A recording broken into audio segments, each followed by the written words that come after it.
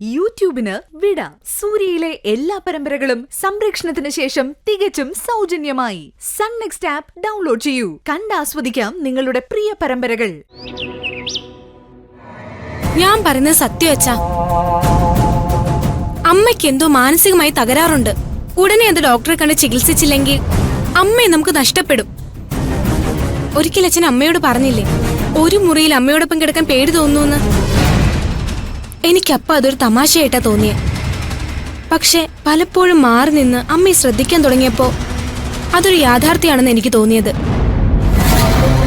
ഗുണ്ടകൾക്ക് കാശ് കൊടുത്ത് തന്നെ കുത്തിക്കൊല്ലാൻ കൊട്ടേഷൻ കൊടുത്തപ്പോ എന്റെ സംശയം ബലപ്പെട്ടു. കഴിഞ്ഞ ദിവസം അമ്മ എന്നോട് പറയാ, ഒരു ബെൽറ്റ് ബോംബ് ഉണ്ടാക്കാൻ അമ്മ അഡ്വാൻസ് കൊടുത്തു. Belt bomb? ആ, നീ എന്തായി പറയുന്നത്? അതെ അച്ഛാ, എന്നോടമ്മ നേരിട്ട് പറഞ്ഞതാ. മുൻപാണിത് പറഞ്ഞതെങ്കിൽ ഞാൻ വിശ്വസിക്കില്ലായിരുന്നു. കല്യാണ മണ്ഡപത്തിൽ ടൈം ബോംബ് വെച്ചത് അമ്മയല്ലേ? ആരെ കൊണ്ട് ചെയ്യിച്ചാലും, ആരാണിത് മണ്ഡപത്തിൽ കൊണ്ടുവച്ചതെന്ന് സംശയിച്ചാലും അതിന്റെ പിന്നിൽ പ്രവർത്തിച്ചത് അമ്മ തന്നെയാ. അവള് തന്നെയാ ചെയ്യിച്ചത്. ഗുണ്ടകളെ കൊണ്ട് മണ്ഡപത്തിൽ ഒപ്പിച്ചതും അവള് തന്നെയാ. അതെനിക്കറിയാവുന്ന കാര്യം. കല്യാണത്തിന്റെ റിസപ്ഷൻ നടക്കുന്നതിനിടയിൽ അതിലൊന്നും പങ്കെടുക്കാതെ ഒട്ടും ആക്റ്റീവ് ആവാതെ അമ്മ മുറിയിൽ ചടഞ്ഞിരുന്നത് ഓർമ്മയില്ലേ? അന്ന് ഞാൻ ശരിക്കും ചെന്നത് അമ്മയെ ഫുഡ് കഴിക്കാൻ വിളിക്കാനാ. അമ്മയ്ക്കപ്പോ ആരുടെയോ ഒരു ഫോൺ കോൾ വന്നു. നിങ്ങളോട് ഞാൻ പറഞ്ഞതല്ലേ എന്നെ ഈ ഫോണിൽ വിളിക്കരുതെന്ന്. ഞാൻ എന്തിനു ഞെട്ടണം? അല്ല, ഞാൻ എന്തിനാ നിങ്ങളെ പേടിക്കുന്നത്?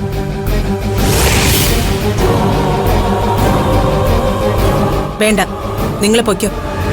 ഞാൻ മൈക്കിള് വഴി ഇപ്പൊ തന്നെ പണം റൂമിലെത്തിക്കാം. നിങ്ങൾ അവിടെ നിൽക്ക്. പണവുമായി ഞാൻ ഇപ്പൊ അവിടെ വരാം. പ്ലീസ്, അകത്തേക്ക് കയറി വരരുത്.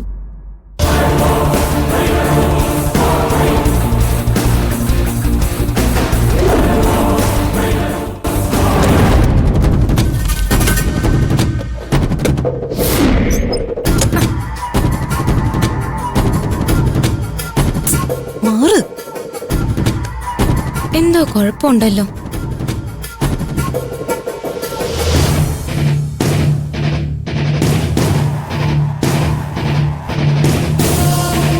ഞാൻ നോക്കി നിൽക്കെ ഷെൽഫിൽ നിന്ന് 3 ലക്ഷം രൂപ എടുത്ത് അമ്മ ഭ്രാന്ത് പിടിച്ചതുപോലെ പുറത്തേക്ക് പോയത്.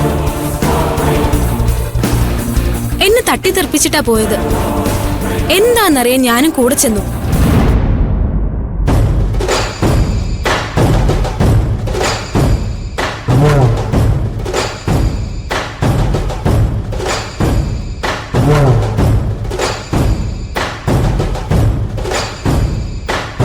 എടോ, തന്നോട് ഇങ്ങോട്ട് വരരുതെന്ന് ഞാൻ പറഞ്ഞല്ലേ? എന്റെ പൈസ കിട്ടണമെങ്കിൽ ഞാൻ വന്നല്ലേ പറ്റൂ മാഡം. തരൂ മാഡം പൈസ. മിണ്ടാതിരിടോ. മാഡം, ഞാൻ പറഞ്ഞതുപോലെ ഈ ബോംബ് ഇവിടെ പൊട്ടിക്കട്ടെ. പതുക്കെ പറയടോ. വരാൻ വരാൻ. എടോ, ഇങ്ങോട്ട് വരാൻ. ഇങ്ങോട്ട് വാ വാ. മാഡം, മിണ്ടരുത്. പൈസ താ മാഡം. ദാ തന്റെ പൈസ. വാവ്. മാഡം, ഇപ്പൊ ഒരെണ്ണം പൊട്ടിക്കട്ടെ. ചുമ്മാ പേടിപ്പിക്കാൻ പറഞ്ഞതാ മാഡം. മാഡം, നാളെ രാവിലെ 11:15. ഒന്ന് പതുക്കെ പറയടോ. ഒന്ന് മിണ്ടാതിരിക്കാൻ. ചുമ്മാ പേടിപ്പിക്കാൻ പറഞ്ഞതാ മാഡം. Okay madam.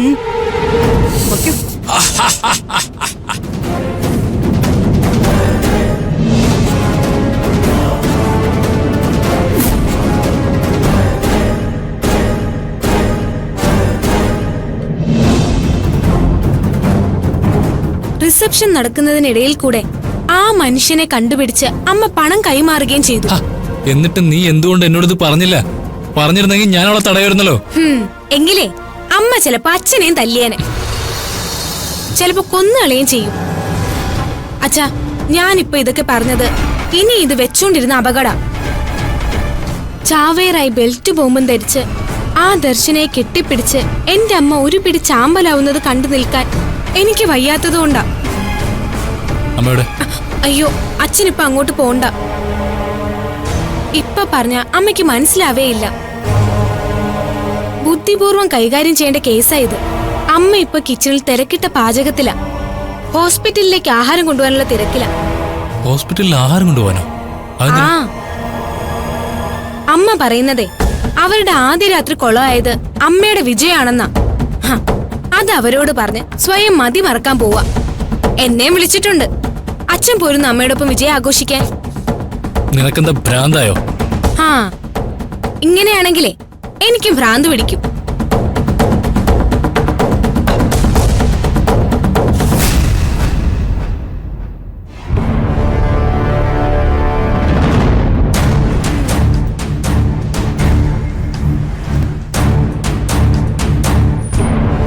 സുമംഗലി അപ്പച്ചിയുടെ കിടപ്പ് കണ്ടിട്ട് സഹിക്കുന്നില്ല. അങ്ങോട്ടോ ഇങ്ങോട്ടോ എന്ന് ഇനി ഉറപ്പിക്കാനായിട്ടില്ല. ഞാൻ വരുമ്പോ പോലും ബ്ലഡ് കൊടുത്തോണ്ടിരിക്കുക. എടി, നിന്റെ അച്ഛൻ പവിത്രൻ അങ്കിള് അപ്പച്ചിയുടെ സെയിം ഗ്രൂപ്പാ. അങ്കിള് പോലും ബ്ലഡ് കൊടുത്തില്ല. കൊടുക്കാനേ നിന്റെ അമ്മ സമ്മതിച്ചില്ല. ആര് പറഞ്ഞു അമ്മ സമ്മതിച്ചില്ലെന്ന്? അമ്മ ബ്ലഡ് കൊടുക്കാനാ പറഞ്ഞത്. അമ്മയ്ക്ക് ആ ഗ്രൂപ്പ് അല്ലാതെ പോയി, അല്ലെങ്കിൽ അമ്മയും കൊടുക്കുമായിരുന്നു. എന്നോട് പോലും പറ്റുമെങ്കിൽ ബ്ലഡ് കൊടുക്കണമെന്ന് അമ്മ പറഞ്ഞത്. അമ്മ ഫോൺ ചെയ്യുമ്പോ തൊട്ടടുത്ത് ഞാനും ഉണ്ടായിരുന്നു. ഞാൻ കേട്ടുകൊണ്ട് നിൽക്കുമ്പോഴല്ലേ അമ്മ ബ്ലഡ് കൊടുക്കുന്ന കാര്യം പറഞ്ഞത്. ഷോ, എന്റെ ദൈവമേ, ഇങ്ങനെ നുണ പറയില്ല ശ്രേയെ. സ്വന്തം അമ്മയെ ന്യായീകരിക്കാൻ വേണ്ടി ഇങ്ങനെയൊക്കെ പറയോ? അങ്കിളിന്റെ അടുത്ത് ഞാൻ നിൽപ്പുണ്ടായിരുന്നു. പവിത്രൻ അങ്കിളിന്റെ ഫോണെ ലൗഡ് സ്പീക്കറിൽ ഇട്ടില്ലെങ്കിൽ പോലും അടുത്ത് നിൽക്കുന്നവർക്ക് നല്ല വ്യക്തമായിട്ട് കേൾക്കാം. നിന്റെ അമ്മ തറപ്പിച്ച് തന്നെ പറഞ്ഞു, പവിയേട്ടനെങ്ങാനും സുമംഗലേച്ചിക്ക് ബ്ലഡ് കൊടുത്തെന്നെങ്ങാനും അറിഞ്ഞാ പിന്നെ ഗിരിജാന്റിയുടെ അടുത്തേക്ക് പോലും വന്നു പോലെന്ന്. കഷ്ടം തന്നെ ശ്രേയെ. ഒന്നുമില്ലെങ്കിലും നിന്നെ എന്നെയൊക്കെ ഇത്രയും പഠിപ്പിച്ച് വളർത്തിയതും ഒക്കെ ആ ആന്റിയല്ലേ.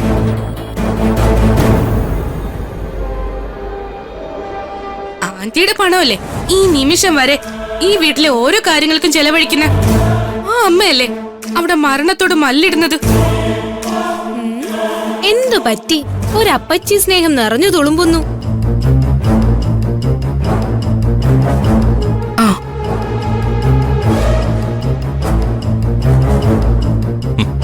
അതേടി, അവൾ കേട്ടത്തിയോട് സ്നേഹമുണ്ട്, കടപ്പാടുണ്ട്.